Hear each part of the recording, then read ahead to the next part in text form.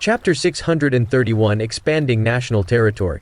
Upon hearing Balthazar's words, everyone was in shock. They did not expect Balthazar to have such ambitions. He wanted to expand the territory of Diatoran. Your Majesty, Diatoran is very far away from Vedesia and Estronia.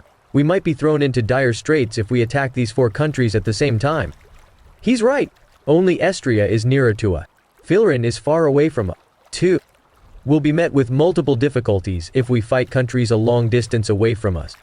Everyone has witnessed the damage brought by the battle held in South Lake City. Now that the situation has finally calmed down, I think we shouldn't start another war. Otherwise, it'll bring about a lot of deaths and casualties. Several generals expressed their opinions quickly. Everyone found them to be sound.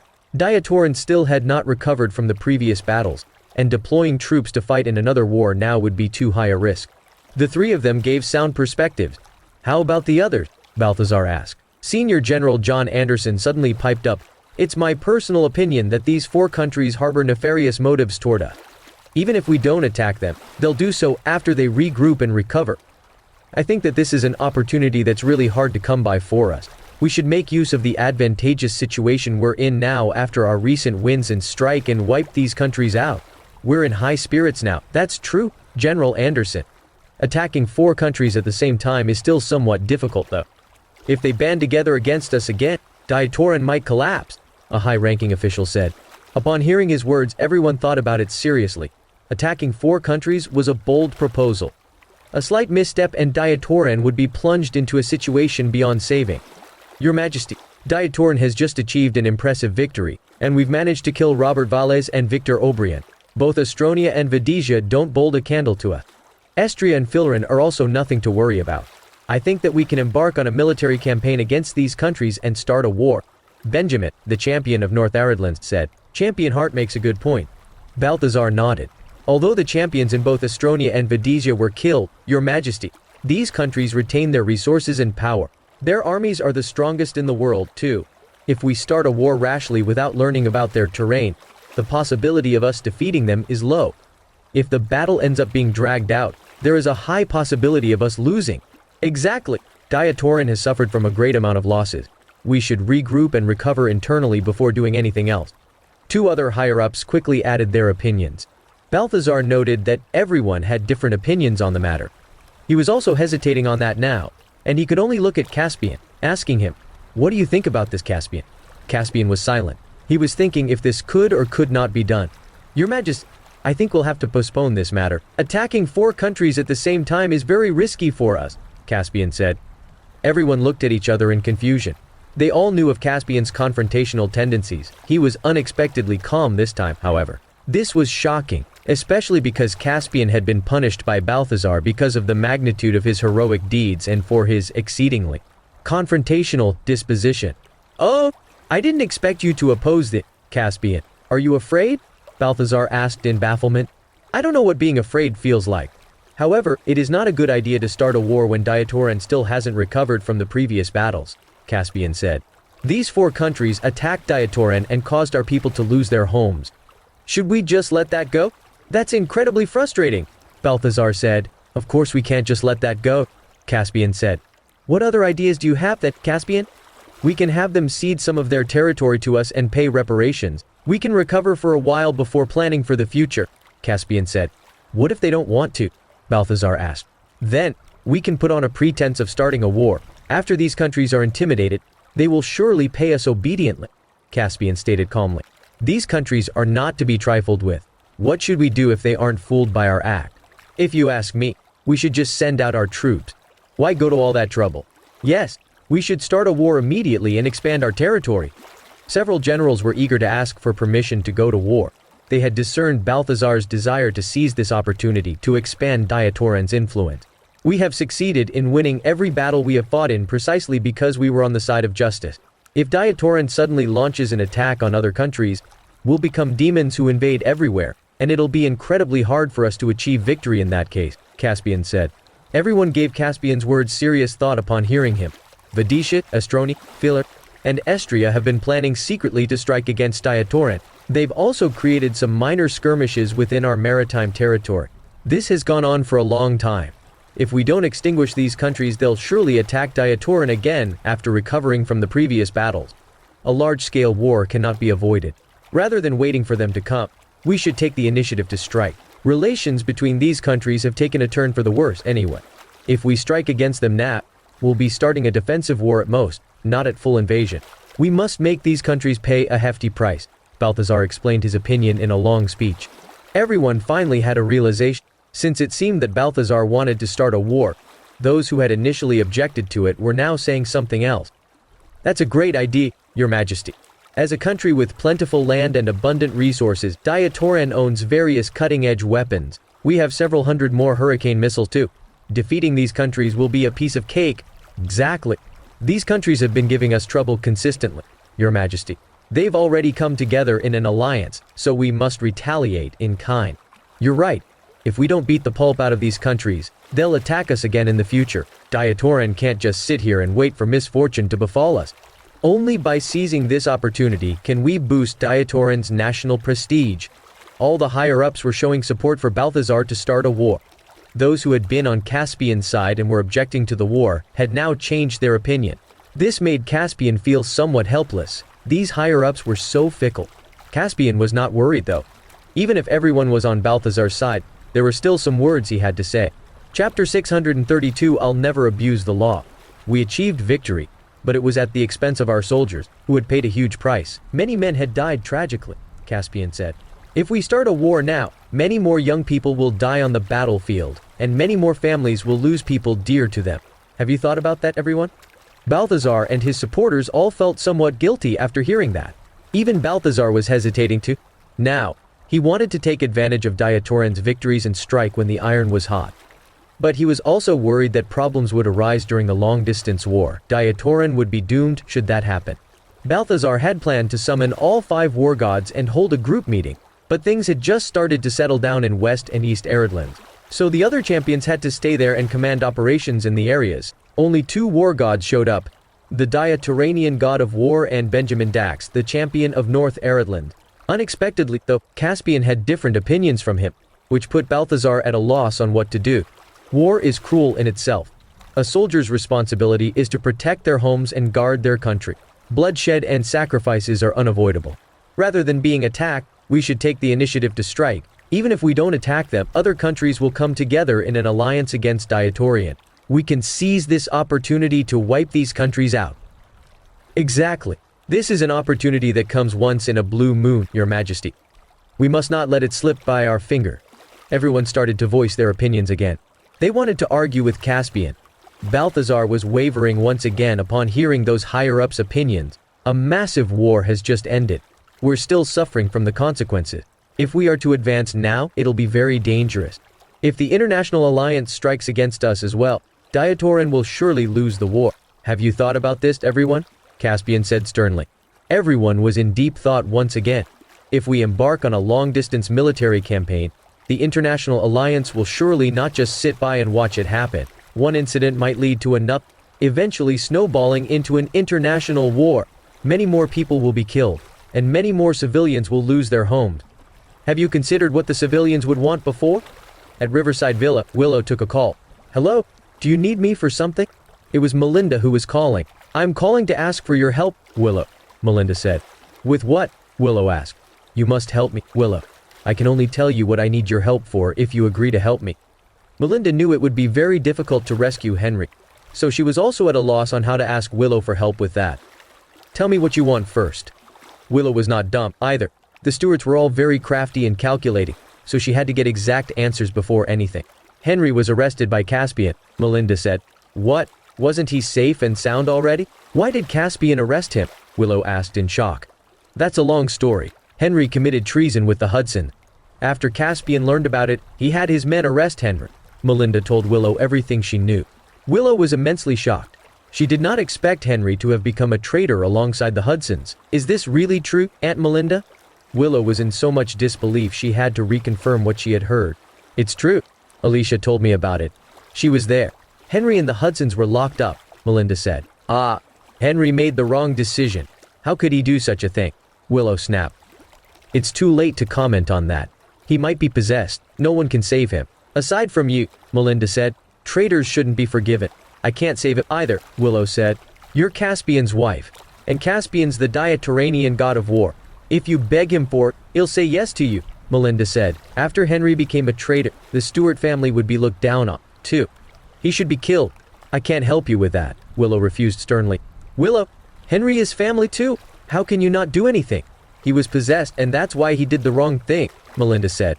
He's been of age a long time ago. He should pay the price for his actions, Willow said angrily. If Henry dies, we'll have no son in the family. Please, beg Caspian to free him. He'll listen to you, Melinda begged. I have no relations with the Stuart family now. I'm the god of war's wife. I can't beg for a traitor to be freed. He must die, Willow said. The family will be left distraught if he dies. Your grandma has gotten old and cannot handle such terrible news. Do you want to see the entire family collapse in grief? Melinda said. I can't abuse the law for the sake of my relatives. Henry is a traitor. He isn't fit to be a member of the Stuart family. Caspian is strictly impartial and I'm on his side, Willow said firmly. You've changed, Willow. You disappoint me, Melinda said. How have I changed? Willow asked. You've lost your humanity. You're completely different from before, Melinda remarked. No matter what you say, I won't beg on your behalf. I'm the god of war's wife, and I must show my stance on the matter instead of covering up my relatives' crimes, Willow said sternly. Willow, please. We're family, after all. Help Henry, please. You grew up together, didn't you? And he wasn't really a traitor. He wanted to be, but didn't really do anything. Do you still have no intention of helping him? Melinda did not want to give up on her plan. Willow was her only hope. Let's discuss this after the results of the investigation are released. Who knows if he's really defected to the enemy? Willow snapped exasperatedly. I'll ask Alicia about what had happened then, Melinda said. Sure, let's discuss this after the truth is revealed. If Henry really didn't betray the country, there might be some room for maneuver, Willow said. In Jade Dragon Grand Hotel, Caspian and the other higher-ups were still yet to reach a conclusion regarding the decision to start a war. After hearing everyone's opinions, Balthazar was at a loss for what to do. What if we do this? We can defeat the countries one by one. We'll deal with one of the countries first and see how it goes, all right? Balthazar asked. This plan is great, Your Majesty. We can minimize the risks that way. Exactly. If we can defeat one country, the others will be terrified. Great. His Majesty's idea is great. We can defeat these 4 countries one by one. Chapter 633, The King's Great Ambition. Many higher-ups turned to agree with Balthazar's ideas. Balthazar noticed that everyone was in agreement, save for Caspian, who kept silent all the while. What do you think, Caspian? Balthazar asked. I think that this isn't doable, Your Majesty. Diatoran isn't fit to start a war now, Caspian said. After Caspian spoke, everyone looked at him in shock. The Caspian Lynch, the heroic general who had never lost a single battle, was afraid of starting a war? Balthazar had already taken a step back and made a proposal to defeat these countries one by one, but Caspian still disagreed with him. Was Caspian insistent on going against the king's desire? Tell us what you think, Caspian, Balthazar said, his face dark. The others present, such as Benjamin and John, had also noticed the expression on Balthazar's face. They were worried about Caspian.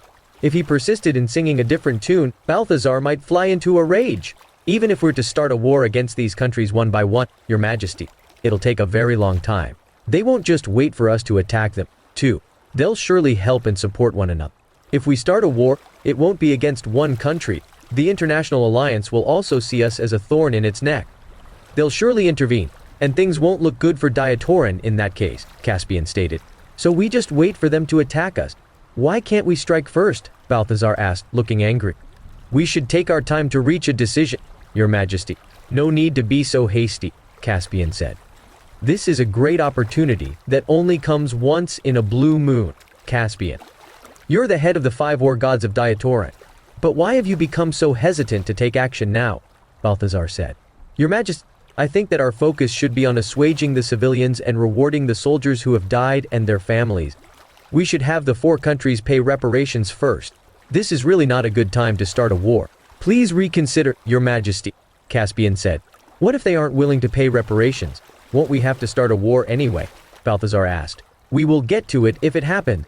I don't have any good solutions for that now, Caspian replied. I don't want to let the opportunity slip by. If we lose the chance because of your hesitation, it will be hard for us to start a war in the future, Balthazar said. There are no irreconcilable feuds between us and the other countries. Many young men eager to serve their country have died in the war only because the heads of all countries insisted on clashing against one another. Please reconsider, Your Majesty, Caspian said, lowering his head. Lord Caspian, dying in battle is a soldier's greatest honor, a higher-up said. He did not like Caspian's behavior, as Caspian was consistently acting in opposition to the desires of the king. That's enough. You all can stop talking. We'll discuss this later. Balthazar had lost the desire to continue the discussion. Caspian's constant opposition was very humiliating. However, if they were to start a war, Caspian had to be the one leading the charge. If he, the head of the 5 war gods, disagreed with the decision to start a war, who else could possibly serve as chief commander? Balthazar knew full well that Caspian was the most powerful one out of the 5 war gods. The other 4 could not even hold a candle to him. He got up and left the conference room, followed by some of the higher-ups. The discussion about starting a war was left unsettled due to Caspian's adamant objection. Caspian was the last one to leave the room. His consistent objection to Balthazar's proposal made the other higher-ups wary of walking alongside him. They would be in trouble if this ended up enraging Balthazar. Balthazar and some of the higher-ups stayed in the presidential suites on the topmost floor. Benjamin, John, Sylvia, and the others were waiting for Caspian outside, and they walked into the elevator with him. After they arrived at the ground floor, Caspian said to Macy, "You and the Phoenix Vanguard are to stand guard in the hotel. You must ensure the king's. How about you, Lord Caspian? You need someone else to guard your safety, too, don't you?" Macy asked, worried. "The king is the priority. You don't need to worry about me. You should already know what I'm capable of, shouldn't you? You just need to ensure the king's safety," Caspian said. The king was staying at Jade Dragon Grand Hotel. This was not to be dismissed lightly, so Caspian treated it with the utmost importance. He had to ensure the king's safety. "Yes, Lord Caspian," Macy nodded. She dared not neglect this matter either. Lena and Task Force Rose were asked to stay, too. They were in charge of guarding Balthazar in secret. Sylvia and Desmond had other tasks to attend to, so Caspian did not ask them to stay in the hotel.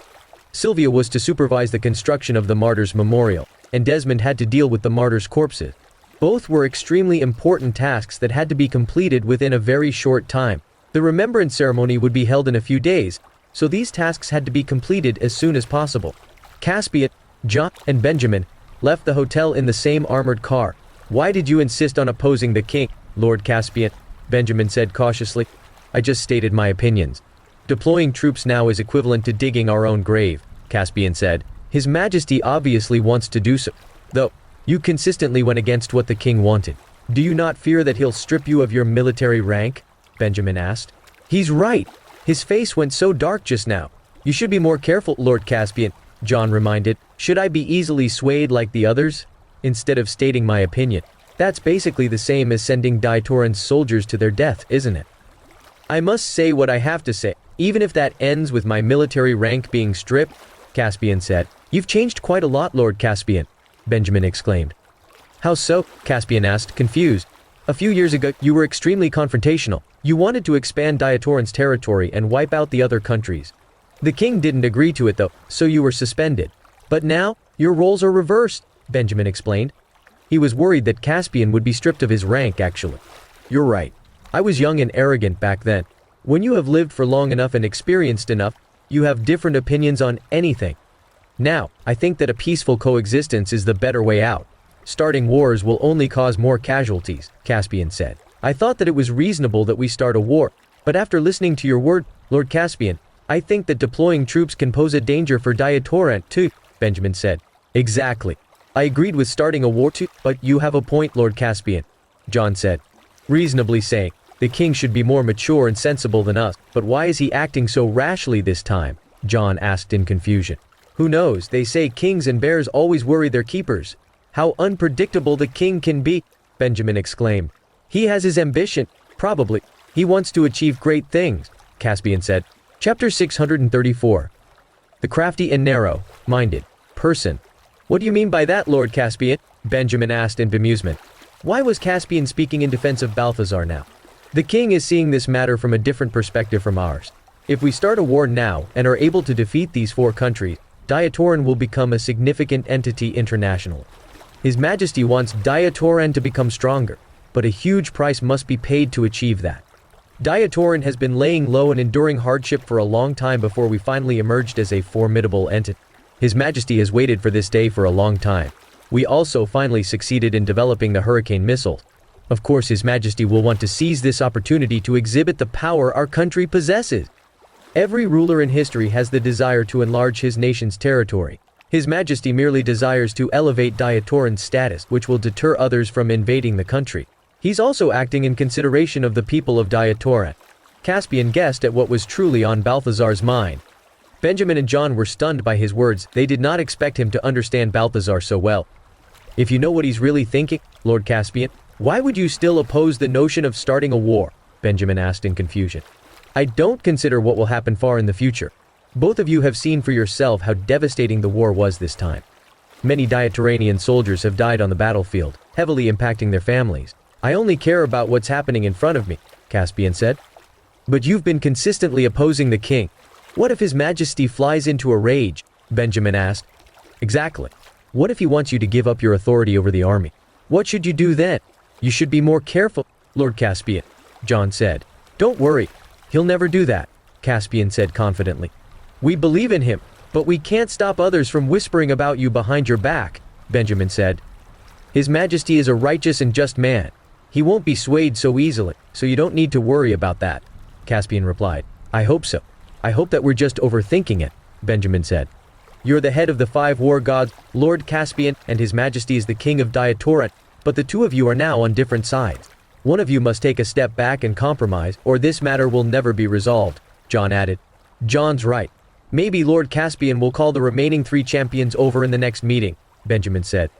It's not that hard to resolve it, actually, Caspian said meaningfully. What great idea do you have in mind, Lord Caspian? Benjamin and John asked curiously. I don't know where to start, but I'm sure it can resolve the conflict between the king and I while also bringing about the 4 countries' submission to us, Caspian stated confidently. It'll be great if that really does happen, Benjamin said. Let me think about it carefully for a while. When there's a will, there's a way, Caspian said. Balthazar was about to rest for the night in his presidential suite when someone reported to him, Your Majesty, Sir Jerry Andrews has asked to see you. Show him in. It so happened that Balthazar was feeling troubled and wanted to chat with someone else. Yes, Your Majesty. The guard nodded. Jerry came in soon after. What do you want to see me for, Jerry? Balthazar asked. I have some sincere words to say from the bottom of my heart, but I don't know if I can say them, Jerry said. Go on. You don't need to be too polite in front of me, Balthazar said. Your Majesty, Caspian was consistently opposing you just now. He doesn't treat you with any regard at all, Jerry retorted. He's not doing that on purpose. He's just saying what's on his mind, and it's not like he's wrong. He still holds a high amount of respect for me. Nevertheless, Balthazar said, Lord Caspian commands respect far and wide, and holds authority over a massive army. He's also loved and respected by the people of Diatoran. It's my opinion that you should be more cautious of him, Your Majesty, Jerry said. He's been working for me for many years, and his loyalty has never wavered. You don't need to worry about that, Balthazar said with a smile. It's because he was still young. Now, he's trained his own armored battalion, and is close with many higher-ups in court. I'm worried he'll conspire against the state, Jerry said. Now that's ridiculous. Balthazar laughed. I've told him that he'll serve as my successor in the future. The entire Diatoran will be his in the future. There's no need for him to commit treason now. He did not believe that Caspian would betray him. What if he wants to be king earlier? You're in your prime now, Your Majesty, and he surely wants to take the throne earlier, Jerry said. You're saying that Caspian will turn against me? Balthazar asked, looking serious. I dare not insinuate that. I'm merely making a guess, Jerry replied. Don't make those ridiculous statements in front of me if you don't have any concrete proof, or else I'll punish you for trying to sow discord between Caspian and I. Balthazar was suddenly enraged. Please forgive me for my slight, Your Majesty. I'm just reminding you to be cautious, Jerry said. Never will I be wrong about a person. After undergoing trials and tribulations for so many years, Caspian has long matured. He has little ambition, too. I believe in him, Balthazar said. You can never fully understand a person, Your Majesty. What if he's always been hiding his real intentions? I think you can give him a test, Your Majesty, Jerry suggested. What do you mean by that? Balthazar asked. Only the inner circle knows of your arrival to South Lake City. If someone attempts to assassinate you, this surely can be tied back to Caspian, Jerry said. Why are you so certain about that? Balthazar was confused. South Lake City is his home turf. Who else can do that aside from him? Jerry said. Some secret agents from the enemy's side might still be hiding in South Lake City. If someone really does attack me, it won't be that surprising. Also, You can't say that it's related to Caspian just because of that, Balthazar said. This is his territory. What if he deliberately leaks the persistent information? Jerry, this hasn't happened yet, has it? Let's deal with it later, Balthazar said, displeased. We must prepare for that in advance. You should have your own guards too, Your Majesty. The people guarding you now are all Caspian subordinates and you should be cautious against them, Jerry suggested. I took Lyndon and 20 guards here with me. No one can enter the topmost floor without permission, Balthazar said. That's too few. If Caspian really does commit treason, they're useless against him, Jerry frowned. That's enough. You can stop talking about it. Caspian will never commit treason. If he wants to, why didn't he strike when I was alone at West Eredlands and without anyone coming to my support? Balthazar said. Chapter 635 Believing in Lord Caspian. Your Majesty, I think you shouldn't tell Caspian so early on that you want him to be your successor. Despite the expectations he'll have after you tell him about it, he won't be able to ascend to that high and mighty position so soon. If this goes on for some time, he'll surely start to harbor ulterior motives, Jerry said hurriedly. 4 countries attacked Diatoran this time, and I had to head to West Eredlands alone. In such a dire situation, Caspian is the most suitable person to be king. This is why I've told many higher-ups about this, Balthazar said. The enemy troops have been repelled, Your Majesty, to ensure that Caspian does not harbor the desire to commit treason. You can tell him that the matter of who will succeed you will be discussed later on, Jerry said. You're joking. I've already promised Caspian that he'll be my successor, and he's not the only one who knows about it, either. What will the higher-ups think of me if I go back on my promise now? Balthazar said. But what if Caspian really wants to be king earlier? He might really try to overthrow you, Jerry said. That's enough. Stop! I believe in his integrity, Balthazar snapped impatiently. Jerry was going on and on about Caspian, painting him in a bad light. You also noticed during the meeting earlier that Caspian was acting strangely. Please reconsider, Your Majesty, Jerry said. We have different opinions, but he's fought in so many wars and done so many heroic deeds.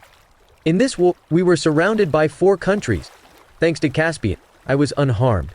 He led the charge in many battles and succeeded in repelling the traitors and enemy troops. I would have become a prisoner if not for him. After that, he killed Robert and Victor. No one's achievements can ever compare to his. Personally, I want him to be my successor, but he's also the most ideal candidate judging from his achievements and deeds, Balthazar told Jerry about his opinion. Lord Caspian has achieved glorious achievements in war, Your Majesty, but his presence is too high profile now. His reputation might even precede yours. What if he doesn't listen to your command? Jerry said. Balthazar gave serious thought to Jerry's words. The latter Caspian was not wrong. Caspian was becoming increasingly powerful. Diatoran has gained great momentum after our victories, so this is a great time to strike. Caspian is the head of the 5 war gods, but he seems to have changed after the battle in South Lake City. He's become less proactive and started to sing a different tune from Your Majesty. I think he just doesn't want you to be the most powerful ruler in the world. Caspian must never be the successor to the throne. Jerry fanned the flames further upon noticing Balthazar's hesitation. In your opinion, who else is suited to be my successor aside from him? Balthazar asked. I'm not sure either. We still have to observe the other champions for a while longer.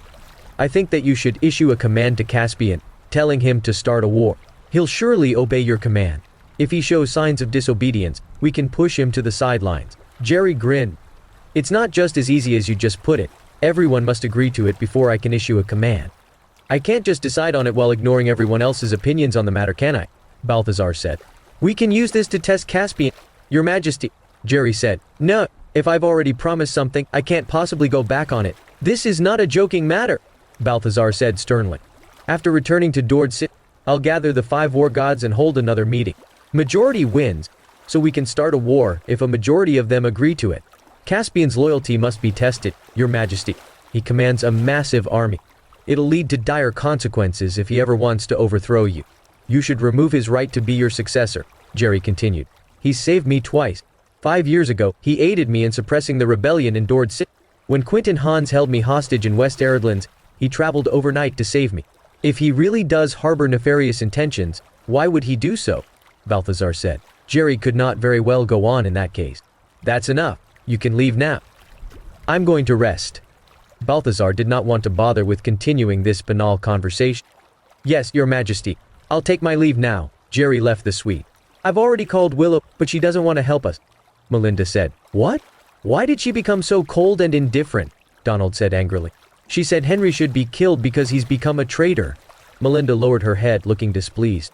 Does being the god of war's wife mean that she'll let her family die for the sake of the greater good?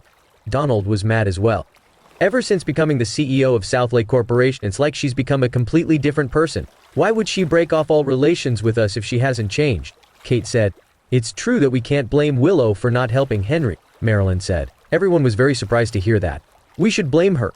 Caspian listens to her every word. She can save Henry just by saying a few words, but she refuses to. Is she not cold and merciless? Donald bit out. Henry is a traitor. He should be killed for that. Willow is the god of war's wife too. If she agrees to save Henry, she's basically abusing the law to help her family, Marilyn said. You two should be blamed instead. If you had raised your kid well, why would he become a traitor? What do you mean by that, Mom? What's the point of bringing this up now? Have you given up on Henry too? Donald asked. It's not that I want to, but I have no choice. Traitors are the enemy of Diatoran. Who can save him? Marilyn said. There's one more thing. Willow said that she's willing to help Henry if he only thought about defecting to the enemy but hadn't done anything. Melinda said. What are you waiting for? Then, ask Alicia about what happened. Quick, Marilyn said hurriedly. I'll ask her now. Melinda gave Alicia a call. When Alicia saw her mother was calling, she answered and asked, How did it go? Mom, can Henry be saved? We have no way of doing that. I called Willow just now, but she refused to help us. I want to know if Henry has done anything against Diatoran. Has he just thought about it but not acted upon it? Melinda asked. I don't know about that either. I did see him and the Hudsons have a meal with Robert at the same table though, Alicia said. So Henry really did act upon it. What should we do then? Melinda asked anxiously. But he didn't have the time to do anything else because he was busy trying to save me. He just wanted to defect to the enemy but didn't really do anything. Alicia told Melinda everything she knew. Chapter 636, a letter from Lilith that was written before her death. Sure. I'll give Willow another call to ask her about the situation. I hope that she can help us, Melinda said before ending the call and dialing Willow's number again. Hello? What do you want this time? Willow asked exasperatedly. Willow, Alicia told me that Henry didn't do anything against Diatoran, despite having thoughts about defecting to the enemy. He was roughed up badly by the enemy troops too. You saw it. That proves he never defected to the enemy. If he had done so, the enemy troops would have treated him well instead of beating him into a pulp, Melinda said. We'll discuss this after Caspian comes back. He'll surely know what's up with that, Willow said. Sure. You must try to paint Henry in a better light in front of Caspian, or he'll end up dead, Melinda said. Okay. If Henry hasn't betrayed Diatoran in any way, I'll try to help him. I can't say for sure if Caspian is willing to release him, though, Willow replied. Caspian, along with his troops, returned to Riverside Villa. He had told Macy and the Phoenix Vanguard to stand guard in the hotel and ensure Balthazar's safety. Meanwhile, he only brought several hundred members of the armored battalion with him. The enemy troops in Southlake City were already defeated, so nothing unexpected should happen after that. After her call ended, Willow heard the sounds of vehicles rumbling by from outside the villa. She knew that Caspian had made his way back. She quickly walked out of the villa with Zoe, only to see Caspian come in briskly with his armored soldiers. Darling, you're back, Willow said excitedly upon seeing him. Yeah, I am. Caspian nodded before entering the villa. Zoe looked at Willow and Caspian meaningfully. She was concerned about their progress in having a baby. Have you arrested Hen, darling? Willow asked. How do you know that? Caspian asked, confused. Alicia told the family, and they called me, pleading with me to save him, Willow said. I arrested him as he's a traitor. We must not be lenient when dealing with people like him, Caspian said sternly.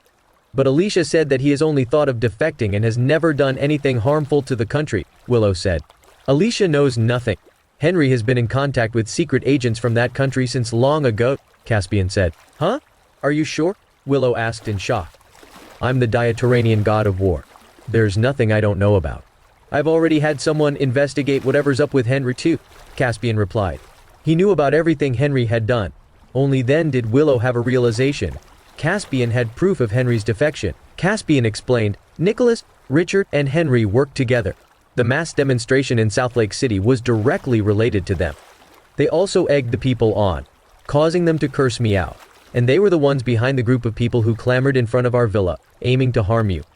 Willow was shocked to hear that. She would not have known about those incidents if Caspian had not told her about them. She had no idea that Henry had done so many inhuman things. When those people surrounded Riverside Villa, it almost led to serious consequences. Are you still willing to plead on Henry's behalf after hearing these things? Caspian asked. Of course not. He deserves to die 100 times after his actions, Willow said coldly. Great. Your bearing is closer to that of the god of war's wife now. You must never be soft-hearted when it comes to major issues of principle such as this, Caspian said. I understand now. How are you going to deal with Henry? Willow asked. He's going to be executed by firing squad along with the Hudsons in a few days, Caspian said. Willow would hear about this eventually anyway. There was no harm in telling her that now.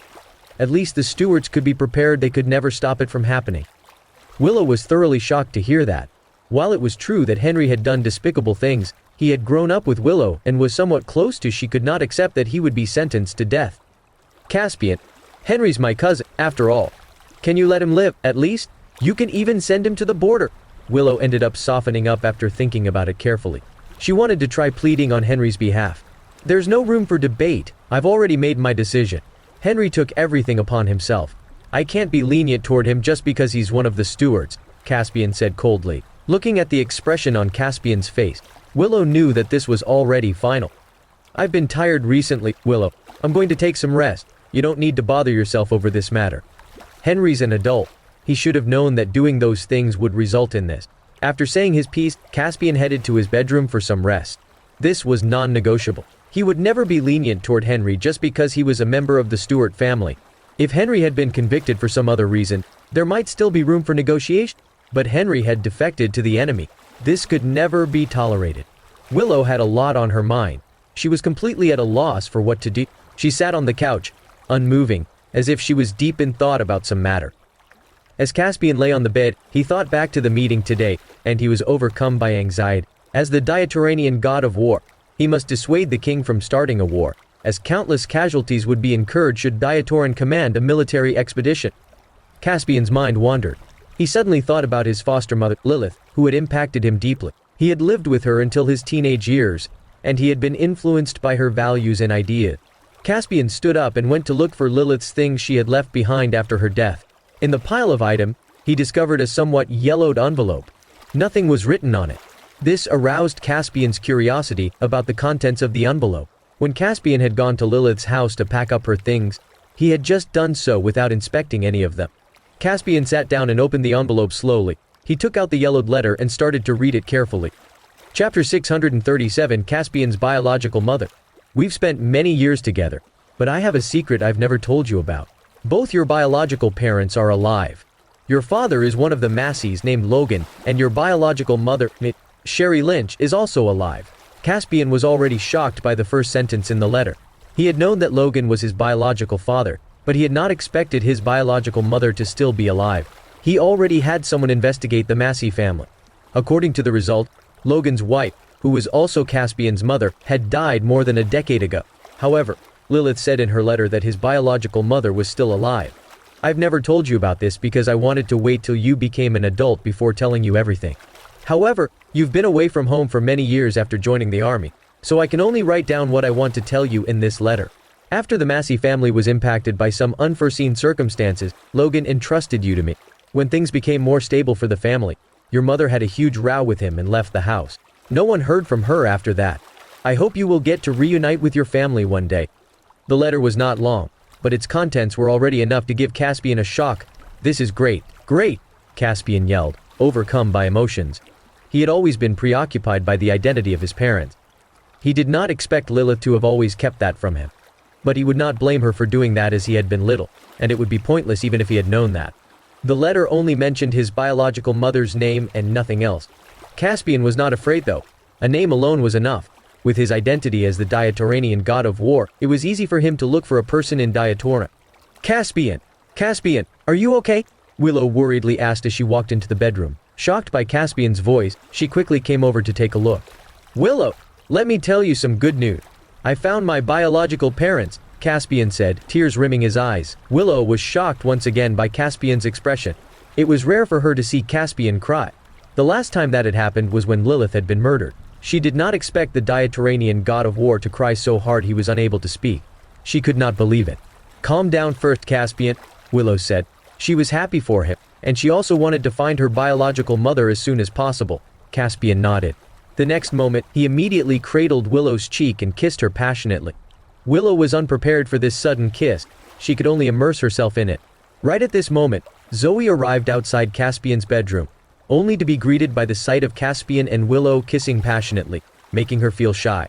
Immersed in the kiss, Caspian and Willow were both shocked by Zoe's appearance. "Why did you come to our bedroom, Zoe?" Caspian was peeved. Zoe was so annoying. He and Willow had just started going at it when she showed up. "I heard someone screaming, so I ran over here," Zoe said. She also felt awkward at the moment. Why did she end up interrupting Caspian and Willow while they were going at it? Willow freed herself from Caspian quickly, face red, heart beating wildly. "Nothing happened. You can go back to whatever you've been doing," Caspian said somewhat helplessly. "Really? I saw tears at the corners of your eye, though," Zoe asked curiously. She had interrupted the two of them anyway, so she might as well ask for answers. "I learned of the identity of my parents," Caspian said excitedly. He was still immersed in joy, so he did not blame Zoe for interrupting him and Willow. "What? You learned of the identity of your parent?" Zoe asked in shock. She had heard Willow talk about how that had always been a mystery. She was happy to hear such good news too, but she had no desire to stay here and be their third wheel for any longer, so she left the bedroom. "Willow, let's do it one more time. I'm so excited now that I want to do it. We're both so excited, so we might end up having a baby if we do it now," Caspian said. "Hey!" Willow laughed and looked at Caspian. What the hell was he saying? Really? At this moment, Willow's grin suddenly froze on her face. She said, somewhat dejectedly, "You've learned of the identity of your parent, but I still have no idea where my biological mother is. If not for the Great War happening, he would have started to search for Willow's mother long ago. Was his position. Finding her should not be that hard." "Yes, I believe in you," Willow said determinedly. "Are we still going to continue what we're doing?" Caspian whispered.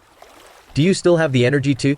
You haven't rested recently, so let's do it later," Willow said. It was not that she did not want a child with Caspian, but she really was not in the mood at this moment. Henry would be shot in the head soon, and Willow was worried about that. Caspian nodded. "Sure. We'll have many more chances to do it anyway." Willow left the room, getting ready to see Zoe, while Caspian took out his phone and called Lena. "What orders do you have for me, Lord Caspian?" Lena asked. Caspian replied with another question. "Is everything fine in the hotel so far, Lena?" The issue of Balthazar's safety was constantly on his mind. "Everything's going fine, Lord Caspian," Lena answered. "You must never let your guard down. You must ensure the king's safety," Caspian reminded. "Yes, Lord. I understand. You don't need to worry about that," Lena answered. She knew it was pertinent to ensure Balthazar's safety. "I have another task for Task Force Rose," Caspian said. "Sure, please tell me about it, Lord Caspian," Lena answered.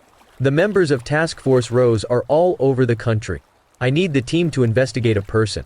My biological mother, Sherry Lynch," Caspian said. "Sure, I'll arrange for it as soon as possible," Lena replied. "If you only have a name, it'll be hard to run an investigation. What other details do you have, Lord Caspian?" "Not yet.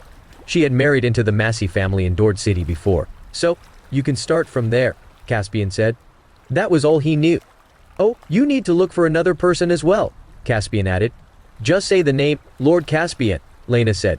Chapter 638, The Hidden Sniper. "Run an investigation on the side about the whereabouts of my mother-in-law," Caspian said. "Huh? Isn't your mother-in-law Kate Massey, Lord Caspian? Has she gone missing?" Lena asked in confusion. "You didn't know this, but Kate isn't Willow's biological mother. The woman you're going to search for is named Irene Olsen." "Irene Olsen?" Lena was somewhat bemused. This was her first time hearing that name. "This mission is more difficult than the one you gave me just now. Do you have any other leads?" Lena asked, finding this tough. She was driven out by the stewards. "If finding her is so simple, what do I need you for?" "You must find her within the shortest time possible," Caspian ordered. "Yes, Lord. I'll get this done as soon as possible," Lena answered. After ending the call, Caspian was overwhelmed by emotions that refused to subside. He fell into a deep sleep, his heart filled with excitement. On the other side, Willow was preoccupied. After learning that Henry would be executed by firing squad, she was torn and at a loss for what to do. She wanted to tell the stewards the news, but she feared they would be unable to handle it. However, she would feel bad if she were to keep this from them. "Are you okay, Willow?" After coming back with some water, Zoe saw Willow's uneasy expression. "I'm fine," Willow said, shaking her head. "Why do you look preoccupied then?" "What happened?" Zoe asked. "I'm met with something I'm unable to resolve, Zoe. I feel trouble, and I don't know who I can vent to about this," Willow said with a frown. "You have me, don't you?" "Did Caspian bully you?" Zoe asked. No, My cousin Henry will be executed by firing squad in 4 days as he'd committed treason. I feel helpless now. What do you think I should do? Willow. What? Caspian's going to have Henry executed by firing squad? Zoe was shocked to hear that. Yes. Although he's my cousin, Caspian refuses to spare him because he places righteousness over family loyalty. There is nothing I can do about this now, Willow said, troubled. Are his crimes really unforgivable? Must he be executed? Zoe asked. Yes. Caspian holds proof of Henry's treason, Willow said. Why are you set then? If he committed treason, his execution is reasonable. As the Diatoranian god of war, of course Caspian must execute the law fairly, Zoe said. I don't know how to break the news to the stewards, Willow said. There's nothing you can tell. It's not your fault anyway. It was Henry who decided to be a traitor, and he deserves this punishment, Zoe replied. I'm afraid that the family can't accept it, Willow said, worried. The stewards would surely be extremely horrified to hear the news of Henry's impending execution. The news can't be contained, and they'll have to hear about it eventually. You might as well think about things that make you happy, Zoe advised. Like there are any at this point, Willow said. Caspian learned of the identity of his parents. Isn't that worth being happy about? Zoe laughed. Willow knew that as well. Caspian had been troubled about the identity of his parents for years. Now that he had learned about it, both he and Willow should be happy. You're right. Caspian finally learned about the identity of his parents. Willow forced a smile. When Lena was patrolling the topmost floor of Jade Dragon Grand Hotel, she suddenly noticed a flash of light on the higher floors of a building some distance away. Face set, she looked there with her binoculars, only to realize that a sniper was there, right at the spot where the flash of light had appeared. A sniper has placed his aim here. Protect the king! Lena shouted. All members of Task Force Rose learned about this through their communicative devices, and they were immediately on guard. A group went to search the building opposite the hotel, aiming to capture the sniper. Something's happening. Protect the king. The members of Task Force Rose arrived at Balthazar's suite. Lyndon and the guards standing outside became anxious after hearing their voices. Lyndon broke into Balthazar's room and shouted, Your Majesty, hide, quick! A sniper is trying to assassinate you! Balthazar was standing beside his bed, contemplating some questions, when he was startled by Lyndon's voice. At that moment, Lena was firing at the sniper. As she pulled the trigger, the sniper moved as well. The sniper was aiming at Balthazar's room, not knowing that he was already exposed. Lena never missed a target. The bullet was fired at the sniper's head. However, the sniper had fired as well, aiming at Balthazar's room. When Lyndon entered the room to see Balthazar standing there, frozen in place, he suddenly felt a bad premonition. He pounced and pushed Balthazar onto the floor without hesitation. At this moment, a bullet broke through the glass and grazed Lyndon's back, ending up lodged within the wall. Protect the king as he leaves this place. Lyndon knew clearly that this room was already very dangerous. Balthazar had to be taken to a different place. The guards dashed in and stood by Balthazar's side. They knew that this room would be extremely dangerous in the future, but they came up without a care for everything else anyway, as their responsibility was to protect Balthazar and ensure his safety. In dire situations, the guards would form a human wall around Balthazar to protect him. After killing the sniper, Lena discovered more flashes of light around them. Not only one sniper was aiming at Balthazar. Shocked, she fired again and again, killing those sniper. The members of Task Force Rose moved as well. The snipers in hiding continued to fire at Balthazar's suite. They noticed that he was going to leave the room, making this a great opportunity for them to fire. Having a bad premonition, Balthazar immediately commanded, Lay down! Lay down! He did not want to see his guards shield him from bullets. They were still young, after all. It would be such a pity if they were to die for nothing. After issuing the command, Balthazar lay down on the floor. 2. Lyndon and the guards reacted on time and lay down around Balthazar, protecting him. Thankfully, everyone had evaded the bullets on time, and none of them were injured by this wave of bullets. The higher-ups staying on the topmost floor were also shocked by the firing noises. They dashed to Balthazar's room as well, wanting to protect him. Realizing that they had been found out, the snipers could only task A for now. They were all Astronian and Vedesian secret agents tasked with killing the king of Diatoran. Chapter 639 A Close Call. Many soldiers were already standing guard around Jade Dragon Grand Hotel. Right after bullets were fired, the soldiers knew that someone was attempting to assassinate Balthazar, so they immediately joined the fray. Macy and her Phoenix Vanguard were shocked to see the flashes of gunfire in the skyscraper not far away. Phoenix Vanguard, come with me! We're killing these secret agents, Macy ordered. She led the Phoenix Vanguard and charged toward the building. The soldiers at Jade Dragon Grand Hotel fired aggressively. It was basically impossible for those snipers to leave, so they could only hide for now and think of ways to strike. Macy and the Phoenix Vanguard dashed toward the building the fastest they could. Lena knew that she was in danger when on the topmost floor. There was nothing that could shield her from attacks, and there was a high possibility she would be shot by snipers. Thus, she crouched down so that her position would not be exposed. Suddenly, a bullet whooshed past the top of Lena's head. Her heartbeat accelerated from the shock. She would have lost her life if she had been a bit slower. After fighting on the battlefield for so many years, she had become very observant and developed very sharp senses. She knew that those snipers would surely kill her, and that was why she had hidden herself. She knew that she could not stay here for too long, as the snipers would not stop there and would continue firing at her. She bent down and took a turn into a corner where the bullets would fail to hit her before taking her phone out and calling Caspian. Someone was trying to assassinate Balthazar. This had to be reported to Caspian as soon as possible. Caspian was woken up from his sleep by the chime of his phone. He took the call immediately when he saw that it was Lena who called. "What happened? Lena?"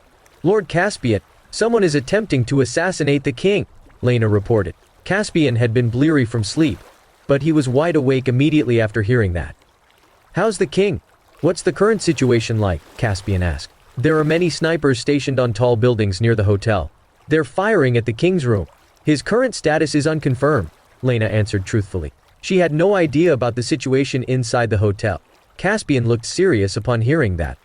If Balthazar was the target of snipers, it was very possible that he might not survive this. "I ordered you time after time to ensure that the king is safe. Why would this still happen? If something happens to the king, you all will be punished following the military law." Caspian was furious. "I apologize for my carelessness," Lena said. "Okay, cut the crap. The king's status is unconfirmed as of yet. You'll continue working on countering the enemy's attacks while I'll go over there immediately and see what's going on." Caspian ended the call. Someone attempted to assassinate Balthazar in his territory. If something were to happen, he would not be able to take on the responsibility. He ran out of the bedroom as quickly as he could, startling both Willow and Zoe. "Why are you running out so fast, Caspian?" Willow asked. "I'm heading out to Jade Dragon Grand Hotel," Caspian shouted. "Huh? Why are you going there in the middle of the night?" Willow asked. "I have an emergency to deal with." Caspian was not in the mood to go into detail. He had to rush over there as soon as possible and make sure Balthazar was safe. Willow and Zoe were surprised to see Caspian so ruffled. He was always calm and collected even when met with extreme danger, but he was obviously anxious today. It was because this concerned Balthazar's safety. Caspian dared not be careless. "Armored battalion, you guys are heading to Jade Dragon Grand Hotel with me now to guard the king," Caspian shouted. Caspian did not take all the soldiers in the battalion with him now. Some of them stayed to protect Willow. There were many soldiers at the hotel. If the king managed to react on time, nothing should happen to him. Not when he was under the protection of everyone else present. Caspian and the soldiers drove to Jade Dragon Grand Hotel at breakneck speed. "What would make Caspian head to the Jade Dragon Grand Hotel so hastily?" Zoe asked in confusion. "Something really important? Perhaps," Willow guessed. The enemy troops in South Lake City were all repelled though. "What other important matters are there? Have the enemy troops re-emerged in the city?" Zoe asked. "I'm not sure. Caspian said that he has to protect the king, though. Is His Majesty in the city?" Willow said. Caspian had not told Willow about Balthazar's arrival in South Lake City since Balthazar's whereabouts were top secret, and Caspian was not one to tell other people about it carelessly. Maybe. Otherwise, why would Caspian look so panicked? Zoe said. "That's why he left after taking a call from Benjamin," Willow said. Exasperatedly, Caspian had left to take a call while in the middle of having sex with Willow. Aside from matters concerning the king, what else would make Caspian so panicked? The king's arrival in this small city is quite surprising. "I don't know what His Majesty looks like. Maybe we should go there and take a look?" Zoe said excitedly. "Don't cause trouble, Zoe, as if we have the right to meet the king," Willow said. "You're the god of war's wife, Willow. Of course, you have the right to meet the king." "If I come with you, I'll get to do so as well," Zoe said. "The king's under attack now, so we shouldn't cause more trouble," Willow said. Lyndon lay face down on the ground, listening to the gunfire sounds gradually subside, signaling that the enemy snipers were suppressed. "Quick! Protect the king as he leaves this place!" Lyndon yelled. The guard stood up immediately. "We're evacuating this place, Your Majesty." Lyndon helped Balthazar up.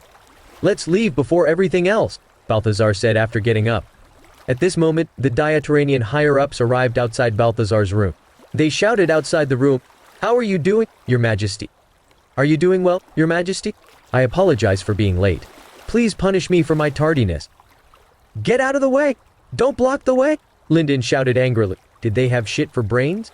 With how they were blocking his escape path, were they trying to kill Balthazar? After coming to the realization, the higher-ups quickly stepped aside. Lyndon guarded Balthazar as they left the room, followed by the guards. Lena continued engaging in battle after ending the call. However, she was suddenly met with a scene. A secret agent was aiming a mortar at Balthazar's suite. Lena was panicked. If the missile was fired, it was very possible that things would be bad for Balthazar. Chapter 640 Caspian came to the rescue. Lena fired at the secret agent immediately. A rapid sequence of gunshots rang out, and several bullets hit the target. Before the agent fell, he had already loaded the missile into the cannon. The mortar was fired in the wrong direction. The missile ended up exploding in the secret agent's room. The deafening noise startled everyone. Many bodies in the room were propelled outward by the explosive force. Macy and the Phoenix Vanguard happened to rush to the area near the building. When they saw the sudden explosion in the building, they quickly found a spot to hide in. Balthazar and Lyndon heard the explosion, too. "What happened? Why do I hear the sounds of an explosion coming from outside?" Balthazar said. "We should leave this place first and find somewhere safe, Your Majesty," Lyndon urged. "Sure," Balthazar nodded. He knew that they had to get away from danger now. The missile was powerful, but not to the extent of causing mass destruction. Macy led the charge into the building, the Phoenix Vanguard behind her. Half of the secret agents in the building had already died or gotten injured. They were feeling somewhat lost. Macy's subordinates surrounded the building. The secret agents were left with no escape route, but they had no plans of waiting here for their deaths. They stood guard next to the entrances to the elevators, the staircases, and some important corridors, getting ready to fight to the last ditch. Jade Dragon Grand Hotel was surrounded by more and more soldiers. No one knew the number of secret agents here, and the remaining military detail had to put their all into protecting Balthazar. The Phoenix Vanguard, led by Macy, should have no problem killing all the secret agents. They dashed into the building with Macy leading the charge and started going up to the higher floors. At last, all the secret agents were killed by Macy. When Lena saw Macy lead the Phoenix Vanguard into the building, she knew the enemy agents had ended up dead. However, she had no idea if Balthazar was harmed. She left the rooftop and returned to the hotel. When she arrived at the topmost floor, she saw Lyndon and Balthazar. Upon seeing that Balthazar was safe and sound, she exhaled in relief. She would blame herself if Balthazar got hurt. "I didn't protect you well, Your Majesty." "Please punish me," Lena said. "You're not to be blamed for this, Lena. This happened so suddenly, and the fact that you could organize an effective counterattack is already very impressive," Balthazar said. "Thank you, Your Majesty," Lena said, overcome by emotions. She did not expect Balthazar to be so understanding. He had decided not to blame her for everything. "If not for your efforts in eliminating all of the secret agents, I would surely be in danger even now. It's me who has to thank you all," Balthazar said.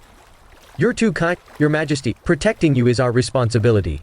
Lena still found this somewhat unbelievable. Not only had Balthazar not reprimanded or punished her, but he had expressed his thanks toward her. "By the way, what's with the explosion we heard just now?" Balthazar asked. "An enemy secret agent was trying to fire a missile at you through a mortar, Your Majesty. But I killed him before he could. He had loaded the cannon before his death, and the missile directly exploded in his room," Lena said. Balthazar felt glad upon hearing that. If Lena had not killed the secret agent in the nick of time, he, Lyndon, and the others present would have exploded into shreds. "You've done well, Lena. You'll be rewarded after this wraps up," Balthazar said. "I dare not claim that I have done well, Your Majesty," Lena said, terrified. "If you hadn't killed the secret agents on time, the missile would have been fired into my suite, causing serious consequences." The thought of what could have happened scared Balthazar stiff. Dealing with those enemy secret agents was a simple task for Macy and the Phoenix Vanguard, who completed the task within the shortest time. They quickly returned to Jade Dragon Grand Hotel, as protecting Balthazar was their priority. Soon after, Caspian came to the hotel with the armored battalion in tow. When he exited the car, Macy came forward to welcome him. "Lord Caspian, you're here!" She felt so much at ease upon seeing him. This was always the case whenever Caspian appeared. "Report the situation, Macy," Caspian commanded. "We've already killed all the enemy secret agent, Lord Caspian," Macy replied. "You must not be careless. Those secret agents might still be hiding near the hotel," Caspian said. "Yes, Lord?" Macy nodded emphatically. "Is the king well?" Caspian was most concerned about Balthazar's situation. "Don't worry, Lord. The king is not injured," Macy said. Caspian nodded. "Got it. Continue guarding the building while I go up and see what's going on," He was relieved now that Balthazar was fine. If Balthazar was injured in his territory, he had to take responsibility for it. Some people with nefarious motives might capitalize on this and claim that he was the one behind this assassination. He was the successor to the Diatoranian throne after all. If the king was assassinated at this key moment, of course Caspian would be suspected. Just as Caspian was about to enter the hotel, Macy shouted in alarm, "Careful, Lord Caspian!" She quickly ran to stand behind Caspian. A bullet was fired from the building opposite the hotel aimed at Caspian. As Caspian realized that someone was attacking him, his face took on a serious expression. At every key moment, Macy would shield him from danger with her body. Caspian quickly turned back. As expected, he saw a bullet fly toward him.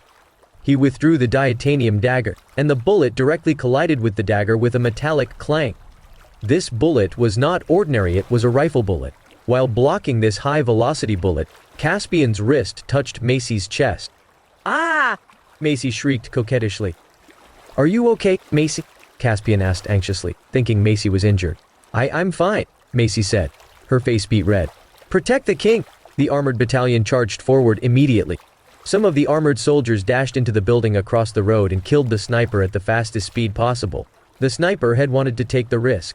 If he could kill Caspian, he would surely be rewarded with a promotion. However, he did not expect Caspian to manage to block such a speeding bullet. This was extremely shocking. "We're safe now, Lord Caspian. I think you can remove your hand now," Macy said, her face red. Caspian had looped his arm around Macy's waist due to the dire situation they had been in.